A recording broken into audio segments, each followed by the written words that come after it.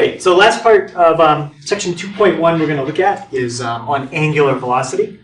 So we'll talk a little bit about what that is, how we measure it, kind of the units that we usually use, and why we even need it, because we already have a way to measure velocity.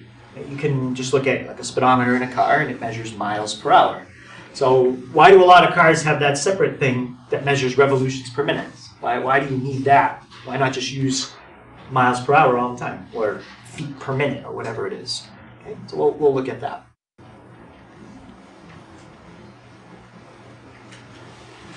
Okay, so angular velocity, or angular speed, basically is used to represent the speed of an object that's rotating. Some power tools are measured in RPMs. Some get very, very high. Like if you look at a Dremel, has anyone ever used one of those? I think those can spin up to 5 figures, like over 10,000 RPMs. Very, very, very fast. Okay. Compared to like a drill. Okay. A regular drill that you use, they don't spin that fast. Maybe hundreds of RPMs, maybe 1,000, but definitely not 10,000 usually for a normal drill. Okay. It's just a measure of how fast it's spinning. So first, we're just going to go through a conversion, kind of the process. How do we convert between units? So let's just start with 4 days, and we're going to convert it to seconds. Okay, and the point of this is really just to kind of go through the process of it, because I'm sure most people in here could figure out how to convert 4 days to seconds. All right, so we're going to think of everything as fractions. Right now, 4 days is not a fraction. So what could I put it over to make it a fraction? Oh, Jordan? A 1. Yeah, we could put it over 1. Now, we're going to multiply by fractions. Okay, and we're going to go one step at a time. So let's start with days. What's the next unit down from a day, time-wise? An hour. So now we need the conversion between days and hours. Those kind of conversions you have to know. Okay, I wouldn't have those on a test. So how many hours in a day? 24. So we know it's a 24 hours to 1 day. So the 24 is either going to go in the top or in the bottom. Right now we've got days in the top. We want days to cancel out because eventually we want to get seconds. So where would I put days to make it cancel? Top or bottom? Bottom. So in 24 hours, that's technically it's 1 day. And now the units of days cancels out. If we stopped right there and did out what we have, we would have a calculation in hours. So let's go again. So now I need hours. Brady, what's the next unit down from an hour? Minute. And what's the conversion between hours and minutes? 60 minutes to an hour. 60 minutes to an hour. Would you put hours on the top or hours on the bottom? We'd put it on the bottom. 60 minutes to 1 hour. Okay, we're always putting the unit in the opposite spot, so it cancels out. Okay, if we stopped there, we would have minutes. So we go one more step. Abby, what's the next unit down from a minute? Seconds. Seconds? And what's the conversion between minutes and seconds? 60 seconds in a minute. There's 60 seconds in a minute, and where would minutes go? On the bottom. On the bottom. 60 seconds in 1 minute. And now, if you look at all your units, everything except seconds canceled out. You just multiply straight across. In this problem, the denominator is just 1. Just 1 times 1 times 1 times 1. So we don't have to do anything with that. But we do have to multiply out the top. So we get 96 times 60 times 60 is 3,600. So in 4 days, there's 345,600 seconds.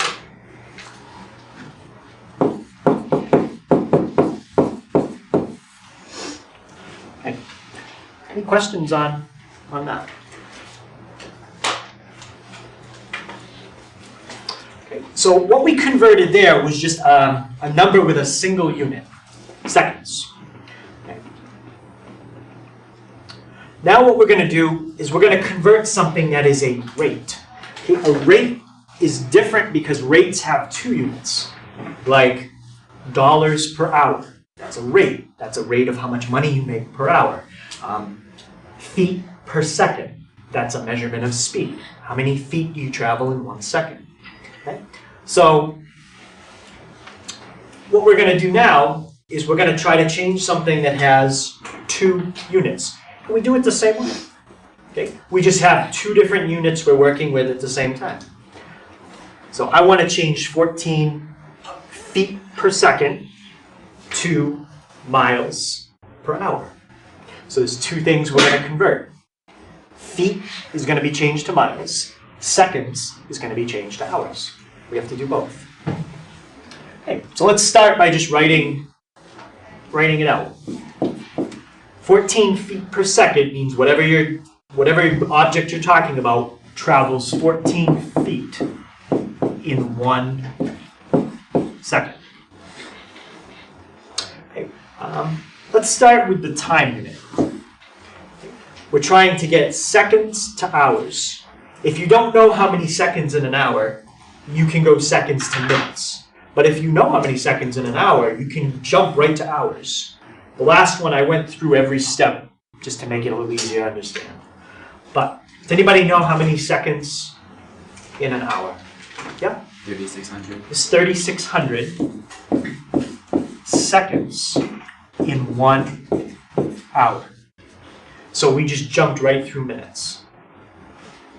And now if I stopped there, I'd have a speed in feet per hour. So I've got the right time unit, but I've got the wrong length unit. So now I need a conversion between feet and miles. Even if you don't know the number, you should already know where feet has to go. Top or bottom? It's got to go in the bottom.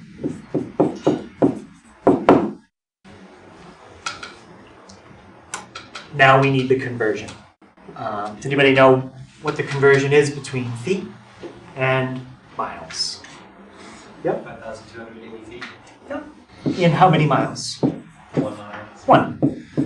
So 5,280 feet in 1 mile. And now look at the units we have left. Miles is in the top, hours is in the bottom. If we do it out, we will have a speed in miles per hour. You can write miles per hour with a slash in it. Some people write mph. It means the same. Okay, so let's do it out. So we have 14 times 3,600. So that's my numerator. And then I'm going to divide that by 1 times 5,280. So really just divide by 5,280. So if you had an object that was moving 14 feet every second, it's not really going that fast. Okay, it's about 9.55 miles per hour.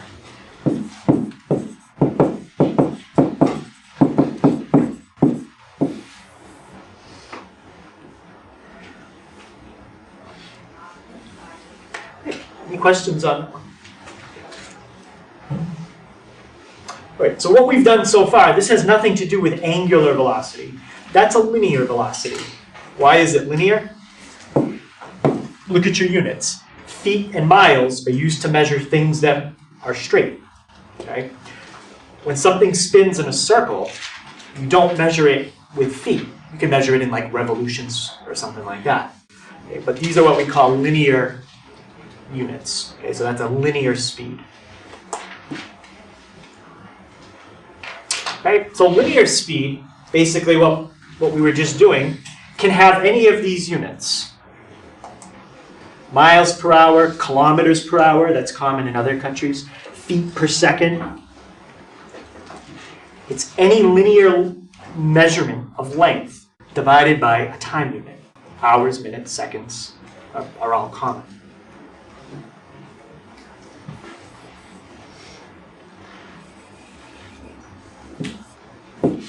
And you might have seen this formula. sometimes people use different letters, but this is the formula that you can use to calculate speed. Okay? If you know how far you've traveled, and you know how long it took you to travel that, you can find out how fast you were going on average.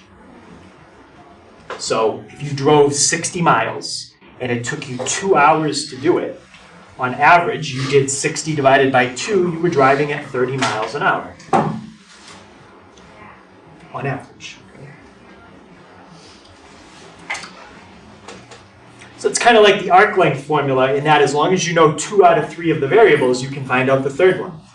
If you know how fast somebody is driving on average, and you know how long they've been driving, you can predict roughly how far they should have gone by that point. Any questions on that formula? Some people see it with distance equals rate times time. It is the same thing. It's just our book uses different letters. All right, so now we're going to look at angular speed. Before we do a conversion, I'm going to talk a little about it, and we're going to look at something that kind of explains why we even need it. We already have one way to measure speed. Why do we need another? We're going to look at that. So just like any speed, it still has a time unit to it. Minutes, seconds, hours. But the distance component, the how far the thing has moved component, is not feet or kilometers or centimeters. It's something that measures distance moving on a circle. Right? And the way you can measure distance on a circle, there's really 3 ways. You can measure it in revolutions. You could measure how many degrees you've moved or how many radians you've moved. Okay? All those are units of angular or angular speed or angular velocity. Same thing. So in our book, if they ask you to find angular velocity, they might just say, here's some information, tell me the angular velocity. They probably won't tell you the units. So how do you know, should you use revolutions? Should you use radians? Should you use degrees? Which one should you use? Okay, I'm telling you, if they don't specify a unit to use, I would always like it in radians. Unless they specifically say to do something else. Okay, so if the book asks for angular speed and they don't give you any more clarification, assume that they want radians.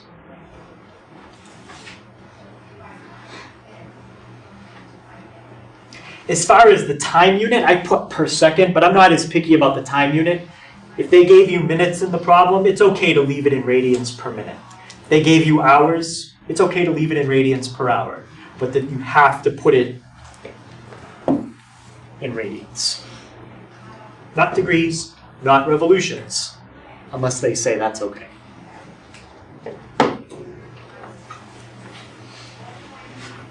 Okay, so I want to look at this object.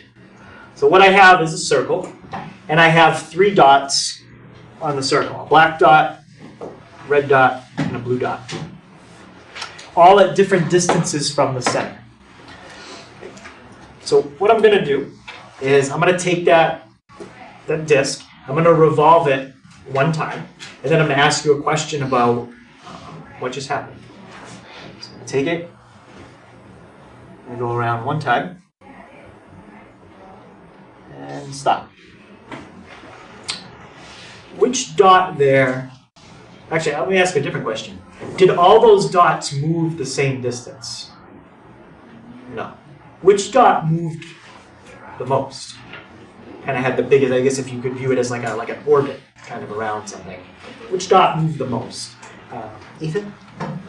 The blue. And then the red dot moved the second most, and the black dot, if it's perfectly in the center, it doesn't look like it moved at all. Right? So everyone agrees that the blue dot moved the most. Okay. Now, how much time did it take the black dot, the red dot, and the blue dot to do 1 revolution? If you compare the time it takes for the blue one, the red one, and the black one to do this. How do the times compare? To go around once. They're all the same. Okay. The blue dot made 1 revolution in the same amount of time as the red dot made 1 revolution in the same amount of time as the black dot made 1 revolution. But if an object is traveling farther in the same amount of time as something else, what does that mean? If something travels farther in the same amount of time as something else, Moving faster. it's moving faster. Now that's a problem. Because now what you're telling me is the blue dot traveled farther in the same amount of time as the red dot. So technically the blue dot is going faster and the red dot is going slower, even though they're all on the same disk. So that's the problem with trying to describe the speed of something spinning using what we already know, like feet per minute. Every single dot from the center to the edge would be traveling at a different speed. Okay? So the way we can kind of simplify it is just say all of these dots made 1 revolution, and maybe it took me 3 seconds. So these dots are all traveling at a speed of 1 revolution every 3 seconds. All of them. They all have the same angular speed. They all have different linear speeds. That's why linear speed is confusing when something spins. Okay. Any questions on that? That's why we use angular speed. All right, so let's look at an example.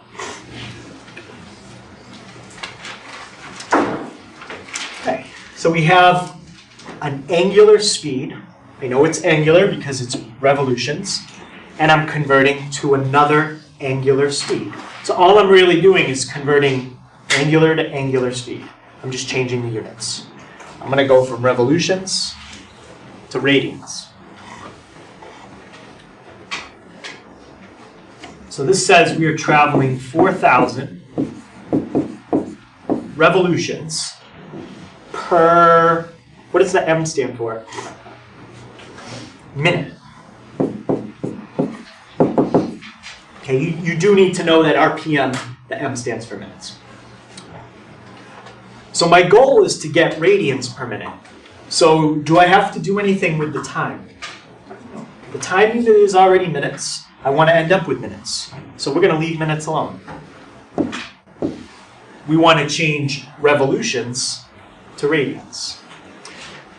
Even if you don't know the number yet, you should know where revolutions is going to go to cancel out.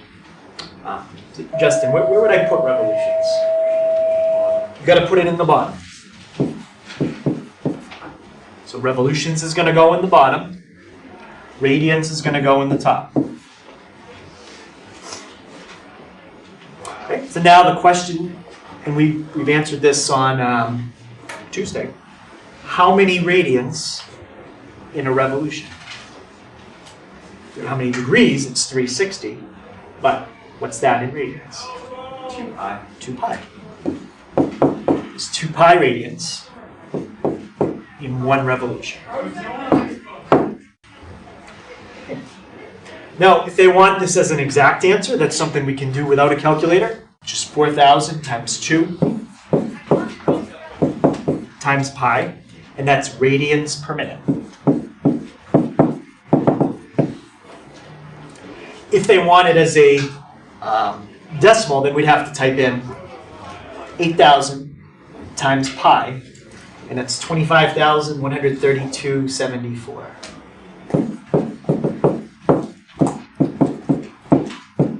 Radians per minute.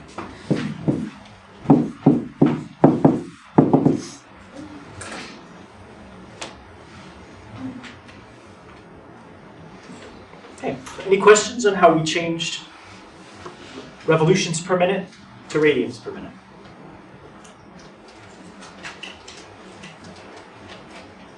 Okay.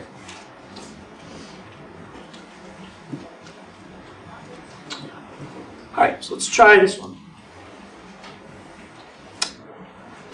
This one's going to be a little bit different. Okay, all we did before was change an angular speed to an angular speed. What I'm going to do this time is I'm going to change an angular speed to a linear speed. Okay? If you wanted to visualize what would that really mean, there's a couple ways. You could imagine somebody doing this. Okay? They have a rock on the end of a rope, and they're swinging it at 180 revolutions a minute. And then all of a sudden, they're going to let it go. What's going to happen when you let that rock go? It's going to go straight in a direction. Wherever you let it go, it's going to take off in that direction. How fast would it be going? Okay? That's instantly changing an angular speed to linear. Another way to think about it is if you had like a tire, okay, on like a tire balancing machine, and it was spinning. Let's say the tire was spinning at 2,000 RPMs. And then all of a sudden the tire comes off the machine, it hits the ground, doesn't lose any traction, and then it just takes off. That's taking an angular speed and it's turning it into a linear speed. Okay? That's what we're going to try to do. Okay, so the child uses a 2-foot rope to spin a rock at 180 revolutions per minute. So it's going around about 3 times a second. I want to find the linear speed of the rock. In other words, if the child let the rock go and we ignore air resistance and the rock hit someone or hit a wall, how hard would it hit them? You let it go. Or not how hard, but how fast would it hit them? Okay, so let's start with that speed. 180 revolutions per minute.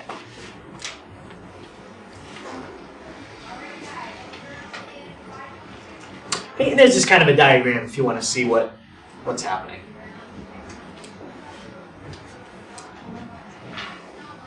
Okay, so let's start with that. 180 revolutions per minute. Okay, let's do the time unit first, because that's going to be easier. I'm starting in minutes. What's the time unit I want to end up with? Hours. So we've got to change minutes to hours. And by now, we should know how to do that. There's 60 minutes in 1 hour. Okay, so now I've got a speed in revolutions per hour. So the next step now is somehow changing revolutions to a linear measurement. Any thoughts on what formula from geometry we're going to use to do that?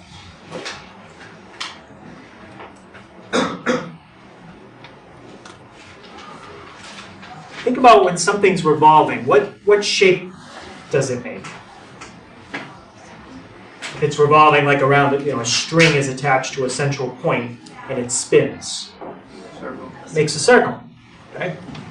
So you've got a circle just like that. Well, if you wanted to know how far the object moves in 1 revolution, what is that? It's the what of the circle? It's the circumference. Okay? Another way to think of it is imagine you had a circle made out of a piece of metal, and you cut the circle, and then you take the piece of metal and you bend it straight. Okay? That's how you can convert a circumference to something straight. Right? You basically just use a calculation, find the circumference, and that's how far it would move if it rolled on the ground. Right? Like if it was a tire or something, it would roll as far as the circumference. All right. So let's see if we can figure out the circumference of that circle. Okay, so the formula for circumference is 2 pi r. So circumference equals 2 pi. And what's the radius that this kid's making with the rock swinging on the road? 2 feet. It's 2 feet.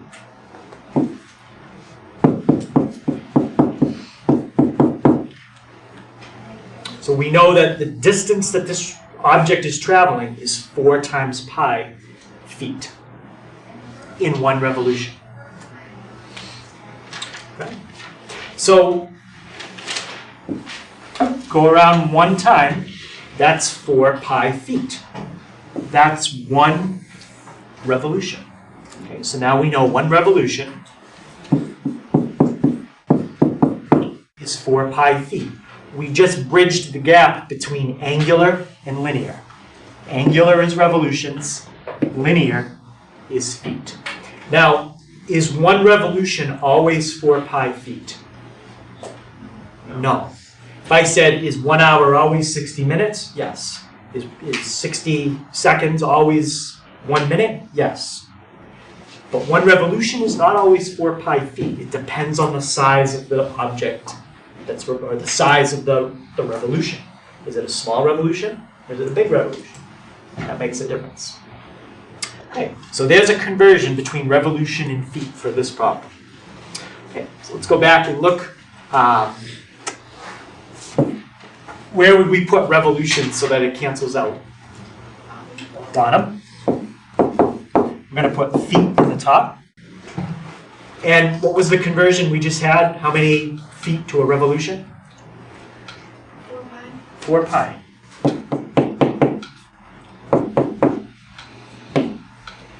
Angular unit is gone. Now you have a speed in feet per hour. Is that what they wanted for the final answer? Feet per hour? No, what did they want? Miles per hour. Okay, so find the speed in miles per hour. So last conversion. How many feet in a mile again? 5,280 feet in 1 mile. And now we just have to do that out. That's our answer. Okay, so every conversion in this problem is something you should memorize except this one.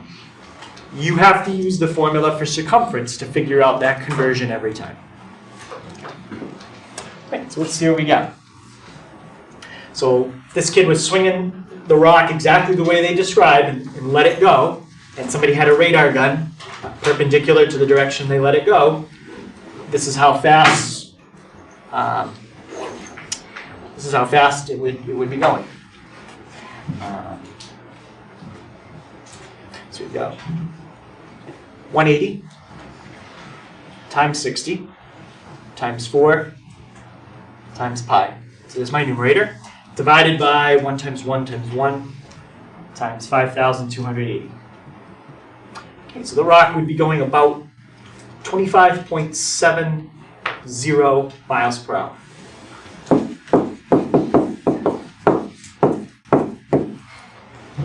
So is that fast? Well, fast enough I wouldn't want to get hit in the head with a rock going 25 miles an hour.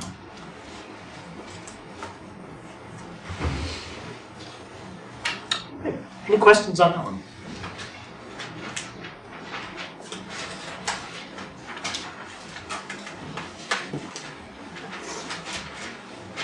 All right. So I'm going to give you guys a couple minutes to try this one. Okay, there's no context around it. They're just giving you some information. And they tell you that you have a radius of 5 centimeters. You have a time of 20 seconds. And you have an angle of 1/3 of a radian. They want you to find 2 things: the angular speed and the linear speed. One of those we can already figure out quickly. Okay, and I'll give you a hint with that one. Which unit up here, centimeters, seconds, or radians, measures angles? Which one measures something that's angular? Radians. Radians. That's a distance. Okay, so remember that formula we had earlier? Some people do it this way. I can do it that way if you want. Take how far you've gone, divided by how long it took you to do it, and that's your rate of speed. In this problem, how far has the object gone? It's gone 1/3 of a radian. That's the distance. So that's 1/3. How long did it take the object to travel 1/3 of a radian? it took 20 seconds for the object to travel 1/3 of a radian. If you do that calculation out, that'll tell you the angular speed. How far did it go, divided by how long it took to do it. Okay, so let's do that out. I'm just going to leave it as a fraction. So 1/3 times 1/20th. And the speed of this object is 1/60th of a watt per watt. What's my units? Radian per second.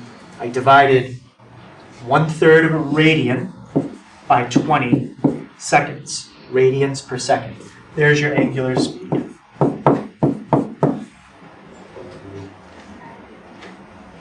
One-60th of a radian per second. Now the part I'm going to let you do is convert that to a linear speed. Okay. A hint, the first thing I would do is convert radians to revolutions. Revolutions is kind of the bridge between angular and linear. You've got to get to revolutions first, and then you can make that jump. Start with 1/60th of a radian per second. That's your speed. Your next conversion should be this. Convert radians to revolutions. And then your last conversion should be this. You have to figure out how many centimeters in a revolution. And you're going to have to go back up and use a piece of information we haven't used yet.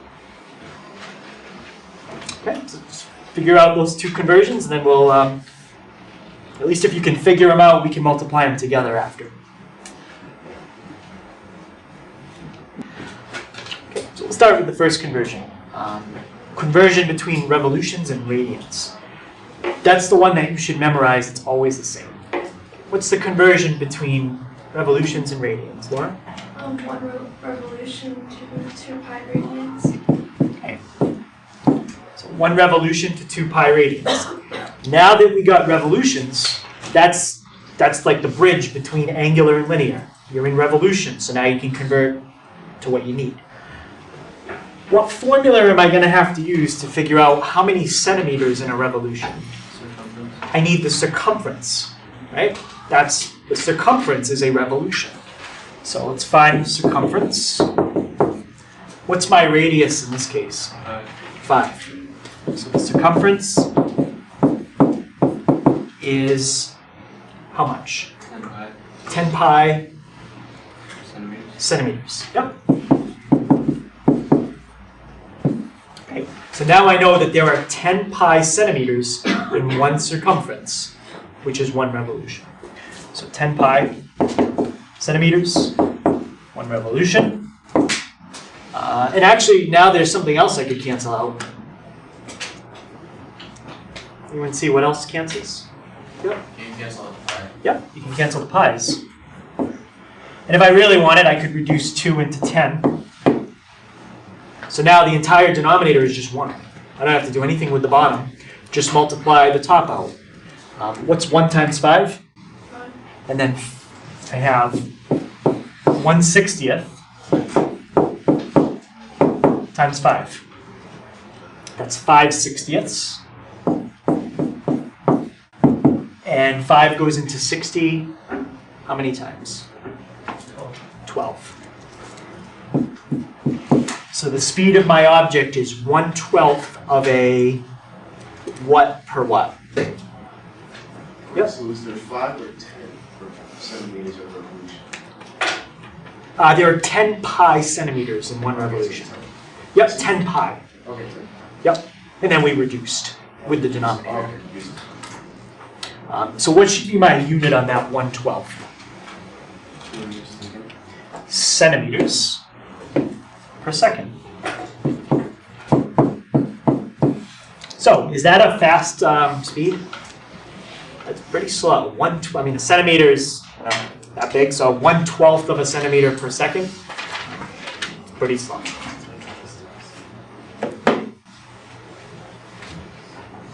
Okay. Any questions on that? All right. Okay, so the homework is on page 100. It's those 5 questions, 97, 98, 100, 108, and 110. Okay, you've got quite a bit of time. You've got about 25 minutes or so. Please use the time to get started. If you have any questions, now would be a good time to ask. If you can't stay after school, or even if you can stay after school and you wanted to ask me some stuff now so you didn't have to stay later, that's up to you. But I will be here after school till probably 3:30 today.